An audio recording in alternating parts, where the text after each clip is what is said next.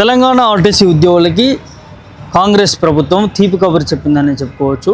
ఏదైతే 32 డిమాండ్లకు సంబంధించి ఇవాళ మొదటి డిమాండ్ అయినటువంటి ప్రభుత్వంలో విలీనం సంబంధించి తెలంగాణ ముఖ్యమంత్రి రేవంత్ రెడ్డి దీని మీద కసరత్తు చేస్తున్నట్టుగా మనకి వార్తలు వస్తూ ఉన్నాయి. అదేవిధంగా ఈ నేపథ్యంలోనే ఇటు ఆర్టీసీ జేఏసీ నాయకులకు కూడా ఒక పిలుపుని ఇచ్చినట్టుగా తెలుస్తూ ఉంది. ఏదైతే ప్రభుత్వ విలీనం సంబంధించి ఆర్టీసీని ప్రభుత్వంలో విలీనం చేయడానికి అన్ని రకాలైనటువంటి అంశాల మీద మీ జేఏసీ నాయకులందరూ కూడా ఒకే దాటి మీద ఆలోచించుకొని దీనికి వస్తున్నటువంటి అంశాలు ఏంటి, దీంట్లో తలెత్తుతున్నటువంటి సమస్యలు ఏమైనా ఉన్నాయా ఏంటి అనేది కూడా జేఏసీ నాయకులందరూ కూడా ఒకే దాటి మీద దీని గురించి కులంకషంగా చర్చించుకొని ప్రభుత్వం దగ్గరికి రండి.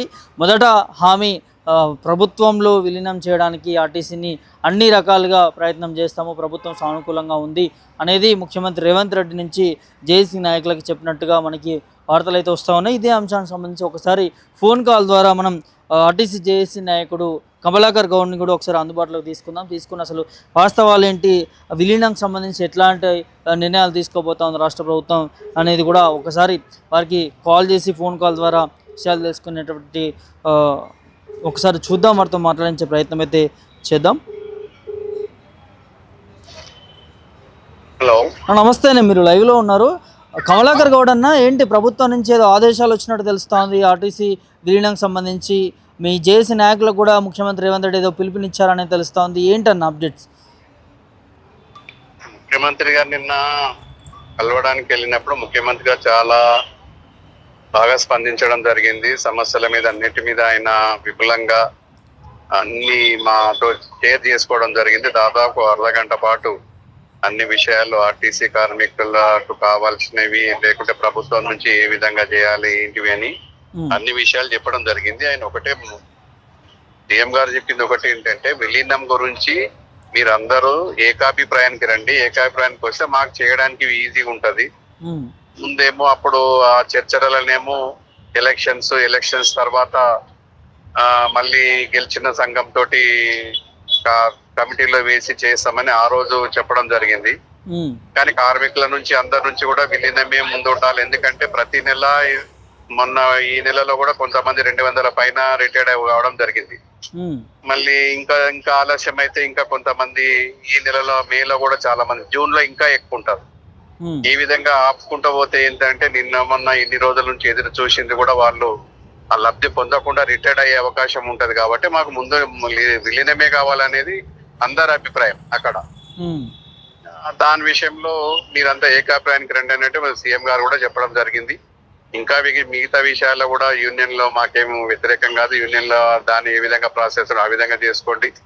ఈ 11% ఏదైతే ఉందో మా బాధ్యత, అది మేము చేస్తాం, అది మేము ఇవ్వాల్సింది కాబట్టి మేము ఇచ్చేస్తాం. దాని మీద ఎటువంటి సెకండ్ ఒపీనియన్ లేదు, సెకండ్ థాటే లేదు. విలీనం గురించి మీరందరూ ఏకాభిప్రాయానికి వస్తే చాలా బాగుంటది. ఇంకా అది మా మంత్రి గారికి కానీ మీరు ఏదైతే లెటర్ రూపకంగా ఇవ్వండి అంటే, ఏదైతే పోరాటం చేసిన యూనియన్ ఏదైతే ఉందో, యూనియన్స్ 6 సంఘాల జేఏసీ ఉన్నదో, మేము ఆల్రెడీ రిప్రజెంటేషన్ తీసుకొని పోవడం జరిగింది. అక్కడ ముఖ్యమంత్రి గారికి క్లియర్ గా చెప్పడం జరిగింది, సార్ మా జేఏసీలో ఎటువంటి విభేదాలు లేవు, మేము ఆల్రెడీ మీకు లెటర్ తీసుకొని రావడం జరిగింది, మీకు రిప్రజెంటేషన్ తీసుకొని రావడం జరిగింది. ఫస్ట్ అపాయింటెడ్ ప్రకటించండి, ఆ తర్వాత విధి విధానాలు ఏదైనా ఉంటే ఆ కమిటీ లో మమ్మల్ని చేరిస్తే మేము కూడా సూచనలు ఇస్తాం. లేదంటే ఎలక్షన్లు పెట్టి ఆ తర్వాత చేసినా కూడా ఇబ్బంది లేదు. ఎందుకంటే చాలా వరకు రిటైర్డ్ అయిపోతున్నారు, దాదాపు 500-600 మంది రిటైర్డ్ అవుతున్నారు. కాబట్టి కొంచెం ఇబ్బందిగా ఉంది సార్, వాళ్ళు ఫీల్ అయ్యే పరిస్థితి ఉన్నది అని చెప్పడం జరిగింది సార్. దాని మీద సానుకూలంగా స్పందించాడు. మిగతా వాళ్ళు ఎవరైనా ఉంటే పొన్నం ప్రభాకర్ మా ట్రాన్స్పోర్ట్ మినిస్టర్ గారికి వాళ్ళకి ఇవ్వమని చెప్పిండు ఆయన. దాని విషయంలో ఎటువంటి సెకండ్ ఒపీనియన్ లేదు, సెకండ్ థాటే లేదు ఎవరికి కూడా. అది జరిగిన విషయం అక్కడ. దాంట్లో ముఖ్యమంత్రి గారు ఇంకా మిగతా విషయాలు కూడా, ఆర్టీసీని విస్తరించే విషయాలు అవన్నీ మీరు చూసే ఉంటారు. అక్కడ 100 ఎకరాలు ఇక్కడ గాజుల రామారాం దగ్గర ఇవ్వడం జరిగింది. 150 ఎకరాలు ఏమో శంషాబాద్ ఎయిర్పోర్ట్ దగ్గర ఇంటర్నేషనల్ బస్ స్టాండ్ కట్టడానికి అక్కడ ఆయన ప్లేస్ ఇవ్వడము. మరి ఇవన్నీ కూడా కాంగ్రెస్ ప్రభుత్వం చేస్తుంది. ఆర్టీసీని ఇంకా విస్తరించాలనే ఉద్దేశంతో మేమైతే కృతనిశ్చయంతో ఉన్నాం. ఇప్పుడు ఏదైతే పని చేస్తున్నారో చాలా బాగా పనిచేస్తారు. ఇంకా అంకిత భావంతో పనిచేయండి, సంస్థను అభివృద్ధి చేసుకోండి, మేము అన్ని విధాలుగా మీకు సహకారం చేస్తామని చెప్పడం జరిగింది ముఖ్యమంత్రి గారు. అంటే ఇప్పుడు సానుకూలంగా స్పందించినట్టున శుభసూచకమైన ఆర్టీసీ ఉద్యోగులకి 100% శుభసూచకమే. ముఖ్యమంత్రి గారు కూడా అక్కడ ఇంకా వేదాభిప్రాయాలు లేవు. ఆయన ఇంకా వేరే విధంగా ఏం మాట్లాడలేదు. ముందు చెప్పిన దానికి మాకేమంటే నిన్ననే కార్మిక దినోత్సవం సందర్భంగా మేడే రోజు ప్రకటిస్తే బాగుంటదనే ఉద్దేశంతో, అపాయింటెడ్ డే ప్రకటిస్తే బాగుంటదనే ఉద్దేశంతో మేము ఉన్నాం అక్కడ యాక్చువల్ గా జేఏసీగా. శుభవార్త చెప్తారేమని ఆశించినాం. కానీ ముఖ్యమంత్రి గారేమో మీరందరూ ఏకాభిప్రాయానికి రండి, వస్తే బాగుంటది, మళ్ళీ మేము ఏదైనా నిర్ణయం తీసుకోవడానికి అవకాశం ఉంటదని చెప్పడం జరిగింది. ఏకాభిప్రాయం అంటే మీ ఆర్టీసీ జేఏసీ నాయకులైన భిన్నాభిప్రాయాలు ఏమైనా ఉన్నాయా ఈ విషయంలో? జేఏసీలో భిన్నాభిప్రాయాలు ఏం లేవు. మేము ఆల్రెడీ మీటింగ్ పెట్టుకొని అక్కడ లెటరే తీసుకొని పోయినాం నిన్న ముందే. ఓకే, రిప్రజెంటేషన్ తీసుకుపోయినాం, పెట్టినాం కూడా మేము. అది కూడా పేపర్లలో కూడా సోషల్ మీడియాలో పెట్టినాం. అది కూడా మేము ముఖ్యమంత్రి గారికి ఇచ్చింది కూడా పెట్టినాం కదా, ఫోటో కూడా పెట్టినాం. అది అవునవునవును. దాంట్లో ఎటువంటి జేఏసీలో భేదాభిప్రాయాలు లేవు. అని కొన్ని సంఘాలు ఉన్నాయి కదా, కొన్ని సంఘాలు ఉద్యమంలో లేవు, నోటీసులే సమ్మె నోటీస్ ఇవ్వని వాళ్ళు ఉన్నారు. ఇంకా అసలు యూనియన్లో లేని వాళ్ళు కూడా వచ్చిండ్రు అక్కడికి. ఇప్పుడు అశ్వత్థామరెడ్డి గారికి యూనియన్ ఎక్కడ ఉందండి? ఆయనకి యూనియనే లేదు. కానీ మా మేనేజ్మెంట్ వాళ్ళని పిలుస్తుంది. అదే విధంగా నిన్న రాజిరెడ్డి గారు రావడం జరిగింది, ఆయనకు యూనియనే లేదు, ఏ యూనియన్ కాదు. ఇట్లా మేనేజ్మెంట్ ఏంటంటే కొన్ని డ్రామాలు చేస్తుంది అక్కడ. సంఘాలు లేని వాళ్ళని పిలిపించి అక్కడ లేని ఇష్యూ తీసుకొచ్చే పరిస్థితి జరిగింది. ఇంకా ఇప్పుడు అని లాభం లేదు. కానీ వాళ్ళదేదో ఫేస్ వాల్యూ లేకుంటే వాళ్ళు వేరే వాళ్ళతో రికమెండేషన్ చేయించుకొని రావడము, మేము ఇన్నాళ్ళు పోరాడినామని. ఇప్పుడు పోరాడింది లేదు వాళ్ళు, ఇప్పుడు పోరాడింది లేదు. ముందేదో చెట్టు పేరు చెప్పుకొని కాయలు అమ్మే రకంగా మేము అప్పుడు తెలంగాణ ఉద్యమంలో మేము పోరాడినాము, అప్పుడు పోరాడి మమ్మల్ని ఇప్పుడు విస్మరిస్తారా, మేము ద్రోహం చేయలేదు కదా అన్నట్టుగా మాట్లాడి వాళ్ళని ఎవరో వాళ్ళ పాత పరిచయాలు ఉన్న ఎక్స్ ఎంపీలను, ఎక్స్ మినిస్టర్లతోటి ఫోన్లు చేయించుకొని పొన్నం ప్రభాకర్ గారికి ఫోన్ చేయించుకొని రావడం జరిగింది వాళ్ళు. అట్లా వాళ్ళని నిన్న కూడా పిలిపియడం జరిగింది అక్కడికి, పిలిపియడం జరిగింది. వాళ్ళలో వాళ్ళు ఏం లెటర్లు తీసుకురాలేదు, ఏం ఇవ్వలేదు. వాళ్ళు ఒకరి వాళ్ళ అభిప్రాయం కూడా అక్కడ ఏదైతే లెటర్ రూపకంగా ఇచ్చిన సందర్భం లేదు అక్కడ. దాని విషయంలో సీఎం గారు ఏదైనా ఉంటే మీరు ఇవ్వండి అని చెప్పిండు ఆయన.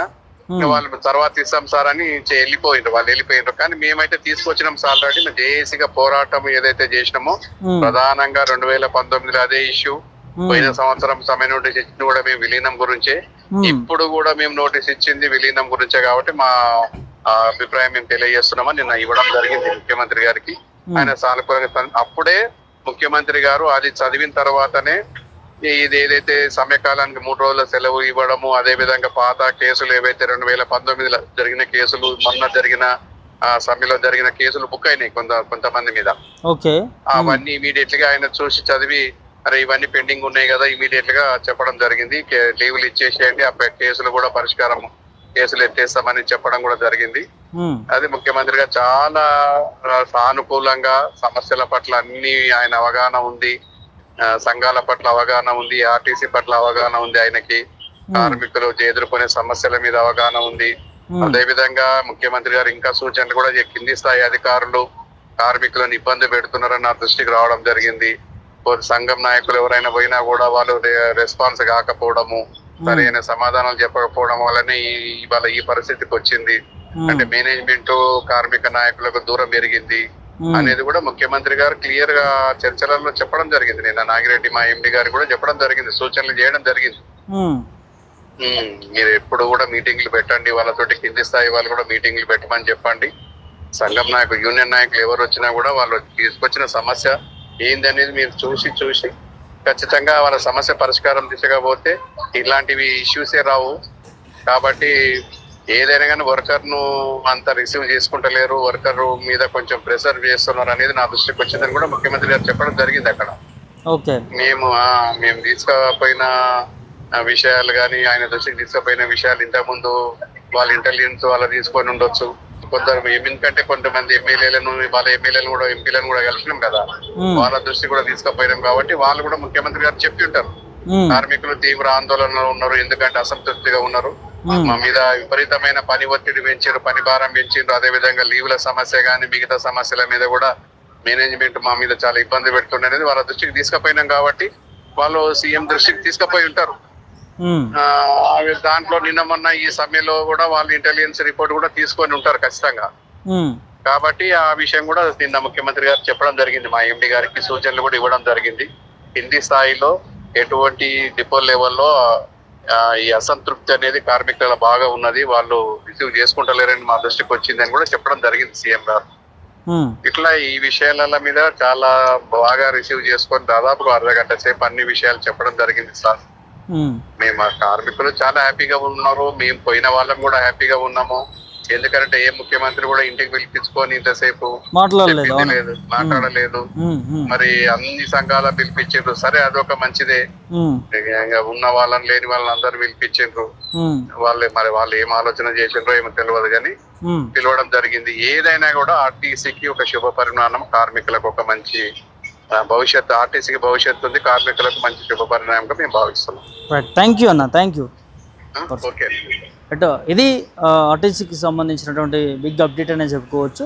సో మొదటగా ఆర్టీసీని ప్రభుత్వంలో విలీనం చేయడానికి ముఖ్యమంత్రి రేవంత్ రెడ్డి మంత్రులంతా కూడా దాని మీద సిద్ధంగా ఉన్నట్టుగా తెలుస్తూ ఉంది. ఆ నేపథ్యంలోనే జేఏసీ నాయకులందరినీ కూడా పిలిపించుకొని నిన్న మే 1 రోజున కార్మికుల దినోత్సవం రోజున మాట్లాడడం జరిగింది. ముఖ్యమంత్రి రేవంత్ రెడ్డి దాదాపు ఒక అర్ధగంట పాటు కూడా జేఏసీ నాయకులతో మాట్లాడినట్టుగా జేఏసీ నాయకుడు కమలాకర్ గౌడ్ చెప్తా ఉన్నారు. మరి ఈ అర్ధగంటలో దాదాపు అన్ని అంశాలు, ఇటు ఆర్టీసీని ప్రభుత్వంలో విలీనం చేయడం కావచ్చు, అదేవిధంగా యూనియన్లకు సంబంధించిన అంశం కావచ్చు, ఇవాళ 32కు సంబంధించిన డిమాండ్లకు సంబంధించి కూడా అన్ని విషయాలు కూడా సానుకూలంగా జేఏసీ నాయకులతోని ముఖ్యమంత్రి రేవంత్ రెడ్డి మాట్లాడినట్టుగా తెలుస్తోంది. త్వరలోనే ఆర్టీసీని ప్రభుత్వంలో విలీనం చేయడానికి అంతా కసరత్తు చేస్తూ ఉన్నారు. ఆర్టీసీ ఉద్యోగులు కూడా పెద్ద శుభవార్త అని కూడా జేఏసీ నాయకుడు కూడా మాట్లాడుతున్న సందర్భం కనిపిస్తూ ఉంది. వాస్తవానికి ఆర్టీసీని ప్రభుత్వంలో విలీనం చేయడానికి ఎన్నో సంవత్సరాల నుంచి కూడా జేఏసీ నాయకులు, ఇటు ఆర్టీసీ కార్మికులు ఎంతో పోరాటం చేస్తూ ఉన్నారు. గత ప్రభుత్వంలో బీఆర్ఎస్ హయాంలో కూడా వారు పోరాటం చేశారు. లాస్ట్ టైం వరకు కూడా తీసుకొచ్చి అప్పుడు ఎలక్షన్స్ రావడం, ఆ తర్వాత అది ఆగిపోవడం, ఆ తర్వాత రేవంత్ రెడ్డి ప్రభుత్వం వచ్చినాక కూడా వారు అనేక దఫరాలుగా వినతి పత్రాలు, ధర్నాలు చేసిన పరిస్థితి. రీసెంట్గా సమ్మెతోనే వాళ్ళ ప్రభుత్వం కదిలి వచ్చి దిగొచ్చి ఆర్టీసీ కార్మికులకి సానుకూలంగా స్పందించి వాళ్ళ 32 డిమాండ్లకు సంబంధించి కూడా అమలు చేసే యోచనలో ప్రభుత్వం ముందుకెళ్తా ఉంది. ఇదంతా కూడా శుభసూచకమనే చెప్పవచ్చు ఆర్టీసీ ఉద్యోగులకు సంబంధించి కూడా. మరి చూడాలి ఆర్టీసీ విలీనం తర్వాత ఎలా ఉండబోతుంది, ఏంటి పరిణామాలు ఎలా ఉండబోతుంది. ఆర్టీసీ జేఏసీ నాయకులు మాత్రం విలీనం, అదేవిధంగా మిగతా డిమాండ్ల మీద ఖచ్చితంగా ప్రభుత్వం సానుకూలంగా స్పందిస్తుందంటూ కూడా ఆర్టీసీ జేఏసీ నాయకులు చెప్తున్నటువంటి సందర్భం కనిపిస్తూ ఉంది. వీడియో జర్నలిస్ట్ సల్మాన్ రావుతో ప్రభాకర్, పొలిటికల్ మీడియా, హైదరాబాద్ నుంచి.